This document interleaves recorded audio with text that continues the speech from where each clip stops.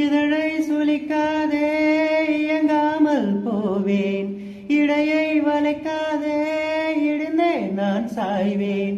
அடியே சிரிக்காதே இன்றே உடைவேன், ஐயோ நெளியாதே அழுதே விடுவேன். ஒரு ஊசி முனை வழியே உயிரை நீ வெளியேற்றினாய்.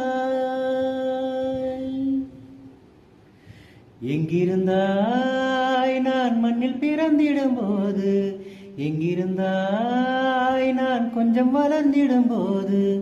எங்கேயோ பிறந்தாய் அடி எங்கேயோ வளர்ந்தாய், இன்று என் முன்னால் நீயாய் வந்தாய்.